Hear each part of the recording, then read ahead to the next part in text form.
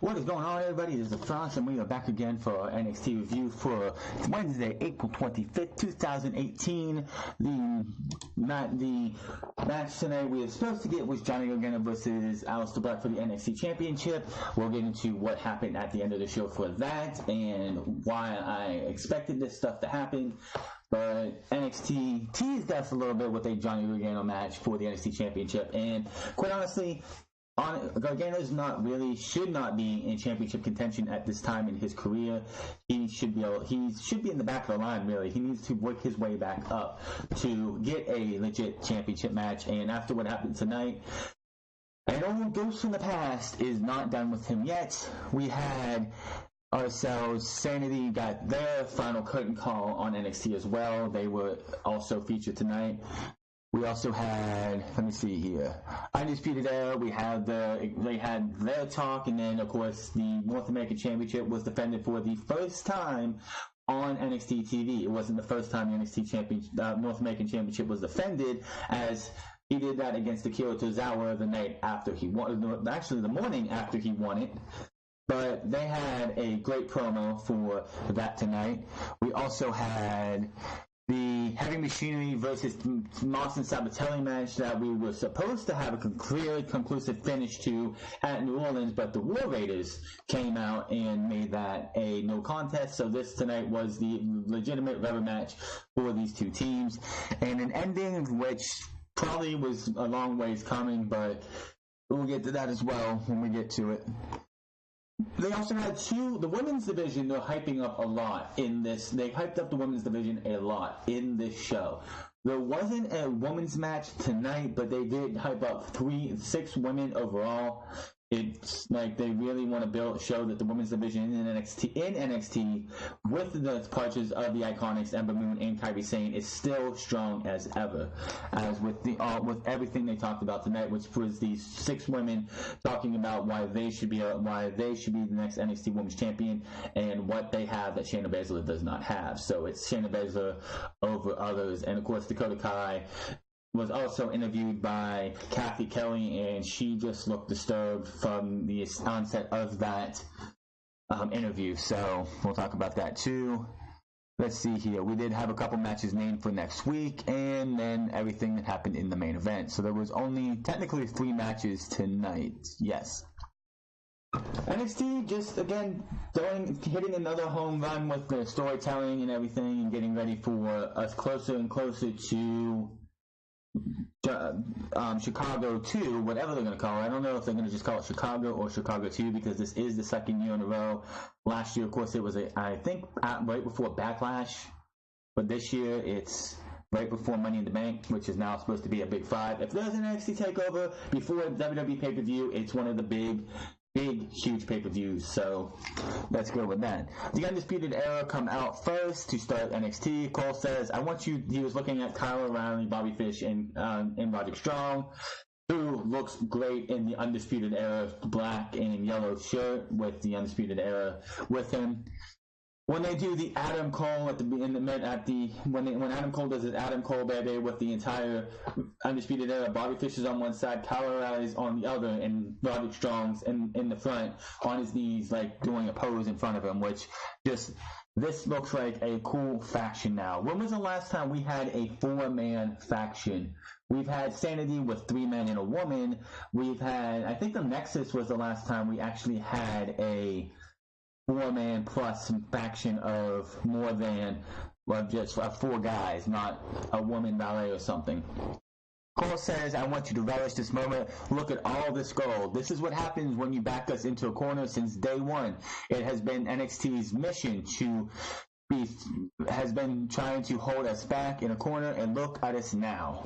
Just relishing the fact that they have every single major title for the men except for the big one, which Aleister Black holds at this time. Could you imagine when Bobby Fish comes back, Adam Cole wins the NXT, like the North American Championship somehow gets on Bobby Fish's shoulders, and Adam Cole wins the NXT Championship, so the Undisputed Era holds all 4 pieces of gold? That would just be this faction right now is legitimate with all the gold, because when the way you make a faction work is, and you know it's successful, is how much gold do they hold. Right now they have 2 of the 3 major titles. I mean, UK I guess can be thrown in there, but I don't know who's actually going to beat Pete Dunne. They are having a tournament 2 days after Money in the Bank for that, or NXT TakeOver for that, but we will have to wait and see. But until then, I could just see Adam Cole, Bobby Fish somehow either doing some kind of goofy match with Adam Cole versus Bobby Fish when he gets back from injury in a couple months, with Bobby Fish just, like a goofy finish they did with like DX before, or another one where they just sit there and they have a goof match and Bobby Fish wins it, and then Adam Cole, of course, is your NXT champion as well. So all 4 members hold gold, because that would just be the piece of resistance for these guys. Fish then grabs the mic and says, "It's no secret at War Games we was thrown to the wolves. Same thing at New Orleans. But what you fail to realize, we remain one step ahead of you. You need proof? Look at us now. We're dripping in NXT gold." Yes, they are. Strong says, "I know everyone wants to know why, Roddy, why? This guy's going to be a great heel. Now, I'm not the type of guy to pat myself on the back. That's what you guys are for." And they all just start patting him on the back, funny stuff. "For once, I did something for myself and did what was best for my career. Sure, I could have won the tag team titles with Pete Dunne, but how long until he turned on me? All Pete Dunne cares about is his UK title, but not these guys. Time after time after time, I've seen these guys take bullets for one another. And since day one, it's been Roddy versus the world. But why fight alone when we can take over NXT together?" Roddy says, "We are done being backed into a corner. It doesn't matter if they want to slow us down. We can't be stopped. This is the era of the undisputed, and times are changing, and we are leaving everyone else in the dust." Cole finishes up by saying, "Well said, Kyle, and we will prove it, as I will defend my title right freaking now, and I will do it on my own because I won it by myself, and will defend it by myself, and I really don't need help to beat Orny Lorcan, and I want you guys to get relaxed in the back. Pop up in a nice little recliner, get yourself a beverage, and watch as I beat Orny Lorcan and do what I do best and shock the system." Mic drop. So then we had Adam Cole versus Orny Lorcan. Cole still taped up from NXT TakeOver New Orleans. Of course, these tapings did take place on the Wednesday after TakeOver New Orleans. I'm pretty sure it was the Wednesday after New Orleans, so they were back in Full Sail the very next few days later. There was a nice little fireman carried neckbreaker, the Oshigoroshi they call it, but Cole's ribs come into effect. Orny Lorcan hits a few shots on his ribs. He starts getting back into this match because Adam Cole was all over him from the start, but then the ribs start playing a factor, which is, I like the fact that they still built up that these ribs are severely damaged, because he went through a grueling ladder match and then got put through the announce table by the Authors of Pain, that not even a half an hour, maybe a half an hour, 45 minutes later. Running European uppercut by Lorcan, but he then takes a shot by Cole. But Lorcan ends up hanging Cole on the top rope by the ribs. All of a sudden, Kyle O'Reilly and Roderick Strong run out. Kyle O'Reilly has a medical staff member with him to check on Adam Cole because of the ribs. While this is happening, the referee is also over there. It's like, "What the hell are you doing? Get out of here. We got a match going on." Roderick Strong grabs Orny Lorcan and belly to back suplexes him onto the apron. Cole comes back in the ring, pulls down the knee pad, hits the last shot, and Adam Cole gets the victory. Adam Cole is your winner. Post-match, Strong and O'Reilly beat down on Orny Lorcan until Danny Burch makes his way up. He ends up fighting off Strong and O'Reilly until Adam Cole hits him with a super kick. Both men beat him and Lorcan down some more, and that was the end of that. You had the Undisputed Era standing tall, as they should. These guys are a great fucking faction, and I can't wait to see what happens completely when Bobby Fish comes back. I'm hoping they won't go, "Well, Bobby Fish is back, let's kick out one of the other guys." Nah, these guys are doing great right now, and I can't wait to see how much more we have build for Roderick Strong as a member of these guys. Candice LeRae versus Bianca Belair was slated for next week. They did have a nice little promo package for Bianca Belair, and they showed the hair whip. Every time I hear that hair crack on somebody, it's just it's one of those ones that I would not want to take, because it's hair. It's like, "Oh, it's only hair. How's that going to hurt you?" Yeah, that thing's probably braided 6 or 7 million times, and it's probably going to hurt. Heavy Machinery versus Moss and Sabatelli next up. Match ends pretty much. This match was back and forth. Match ends when Sabatelli tags out. Riddick Moss is back in the ring. He ends up throwing, I believe it's Otis Dosovich into the corner by Sabatelli, right where Sabatelli is. Moss goes for a clothesline. Actually, what happened was Sabatelli comes to attack Dosovich. Dosovich flips him over. He lands on the apron. Moss goes to spear Dosovich in the corner. He ends up moving out of the way. Moss knocks Sabatelli off of the apron, and then of course Tucker Knight gets tagged in. It looks like Moss gets the upper hand again. He goes to tag in Sabatelli, and Sabatelli just drops down and is like pretty much puts him in, like without doing, puts the middle finger to him and walks off.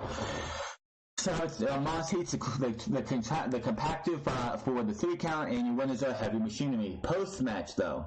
So it looks like Moss and Sabatelli are either done, or they'll have some kind of makeup session where they'll sit there and they'll have something else, and they'll end up getting back together. If not, they're probably going to have a feud with each other.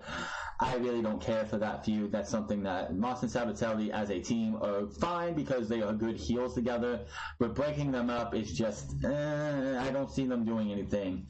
But of course, Jason Jordan and Ty Dillinger used to be a tag team together, and Ty Dillinger became the master of the 10 chance, and Jason Jordan became one half of American Alpha, so we have to just wait and see. Post-match, Heavy Machinery grab the mics and call out War Raiders, say they will raid all the buffets, eat all the steaks, and that's what Tucker Knight said. Otis Dosovich says, we will raid all the gyms and lift all the weights, and wonder if the War Raiders are man enough to take them on one-on-one in the ring, because they are coming for war. Cannot wait to see that match, 2-on-2, Heavy Machinery versus the War Raiders. That could be something they save for NXT TakeOver. It could be the match that happens in NXT TakeOver that's not a title match.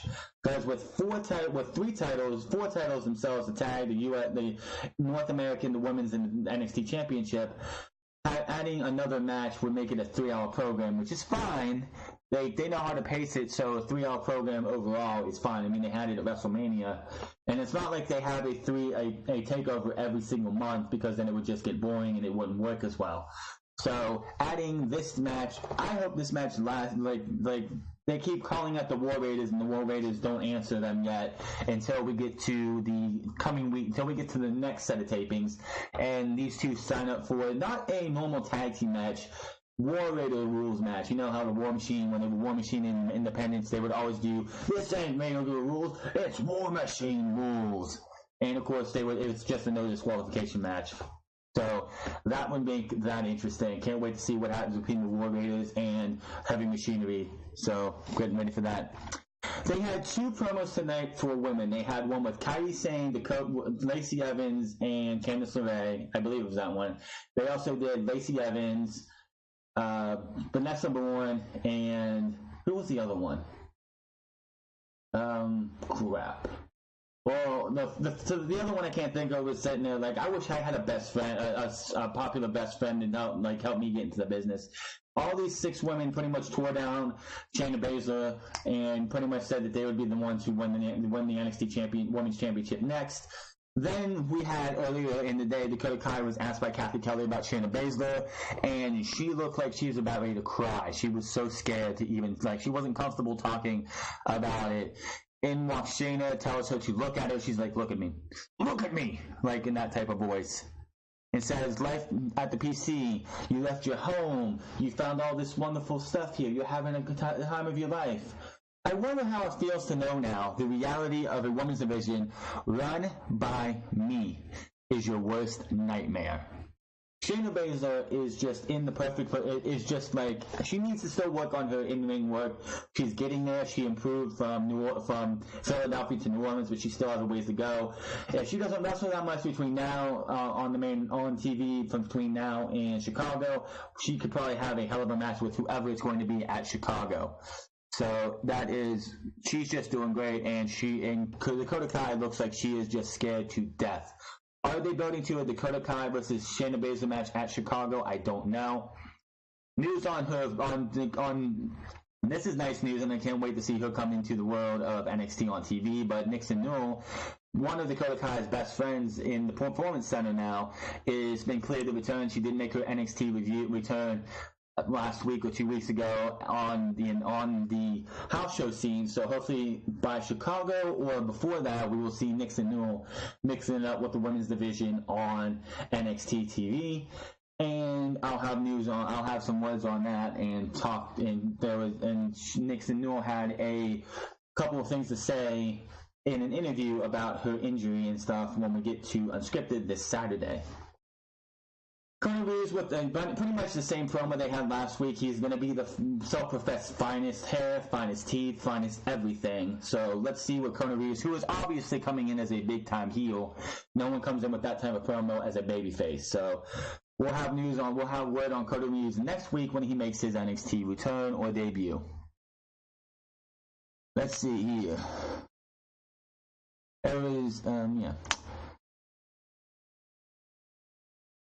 Let's see. TM61 versus the Street Profits were also named for next week. So we have Candice LeRae versus Bianca Belair, TM61 versus Street Profits, and Pete Dunne will be in action next week against Roderick Strong. So it'll be interesting to see what happens, because you know they got to set up for the UK title tournament that's going to be happening. I have a feeling next week we will see British Strong Style come together, because you know Roderick Strong is not going to be alone with the Undisputed Era, if not far behind. So I have a feeling Pete Dunne and Trent Seven and Tyler Bate will be not far behind, but that's just me guessing. And the fact that they have a match coming up 2 days after TakeOver Chicago, where these three guys, the Undisputed Era, will take on British Strong Style and in the UK. So it's going to be interesting to see what they do. Time for the main event. Supposedly, Johnny Gargano versus Aleister Black was supposed to happen. Gargano was on his way to the ring, and Ciampa blindsides Gargano and beats the holy hell out of him. Tommaso Ciampa has some of that, that kinesio tape around his eye, so his eye must have been messed up after the match at TakeOver New Orleans. I'm surprised he doesn't have kinesio tape on his back, even though, was he wearing a t-shirt? I'm pretty sure he was wearing a t-shirt. Yeah, he was wearing a t-shirt. Beats the holy hell out of him, sends him over the announce table. He has him on top of the announce table. He looks like he's going to go for white noise again. He says, you think you're done with me?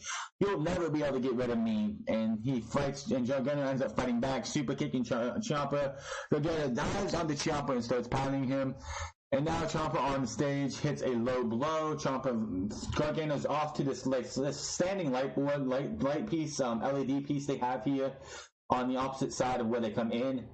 He's sitting there. Tommaso Ciampa lines him up and does a running knee to him. Looks like, okay, that wasn't going to be it. Running knee in light board on the stage. Ciampa then grabs Gargano and drives him through the table with the white noise, which of course is what they call it for Sheamus, so that's what I'm going to call it here. Candice is by her side. Candice comes running out from the back with the medical staff as Ciampa watches from the stage as the crowd boos him and the medical staff puts Gargano on the gurney. Crowd applauds Gargano being put on the gurney. Then they get to the ambulance, and Aleister Black, who wasn't even nowhere near gorilla position, walks by not looking happy at all what he sees.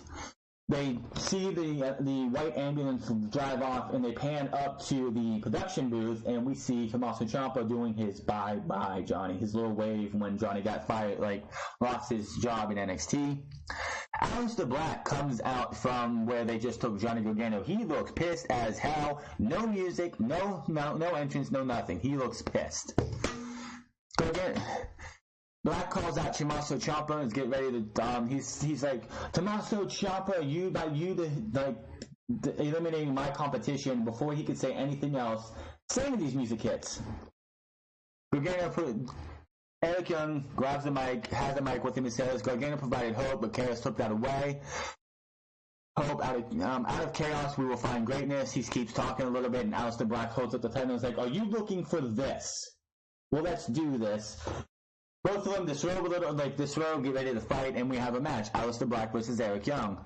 Good back and forth match between these two. This is pretty much Sanity's send off to SmackDown Live. This was definitely going to be their last appearance.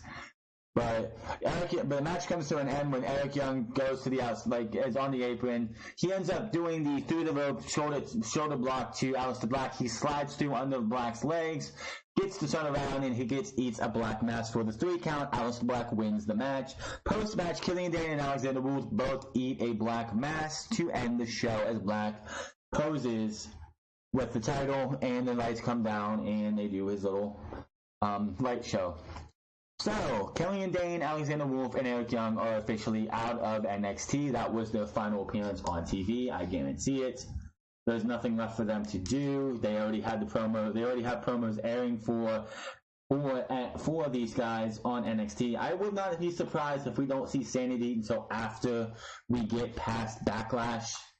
Unless they're going to do something with them this coming Tuesday, which would make no sense. I would wait till after Backlash, because whatever you're going to do with the tag team titles and the tag team division and all that stuff will be good to go after Backlash. So thanks for all the times down in NXT, Dane, Wolf, and Eric Young. We will see you on SmackDown here soon. So, another good episode of NXT overall. Did anybody really think Aleister Black versus Johnny Gargano was going to happen tonight? Seriously, did anyone actually think that match was going to happen? No, I knew it wasn't going to happen. There was just no way WWE was going, Triple H was going to give that match away free on NXT. This is what we call a teaser to the fans. You want to see this match? I know I want to see this match, so they teased it for you. Johnny Gargano, I'm pretty sure, has been written off for the entire last 2 weeks of this taping. We probably won't see him till next set of tapings, which will be taking place. Let me think here. There's 2 weeks left. Let me see. The 1st and the 2nd and the 9th. So I'm going to say probably the 9th or the 10th. They'll have these next set of tapings because there's only 4 weeks of this. And those will cover the... Oh, wait, no. Yeah, the 9th. So the 9th and 10th, that will cover the 16th to 22nd, all the way to June 6th. Which I think is the go-home show. No, it's not. Is it? No. Yeah, they got ourselves a little funkiness here. But yeah, that's going to be the end of Johnny Gargano for this set of tapings. We won't probably see him get his revenge on Tommaso Ciampa until later on. We will probably see a match between these two at TakeOver.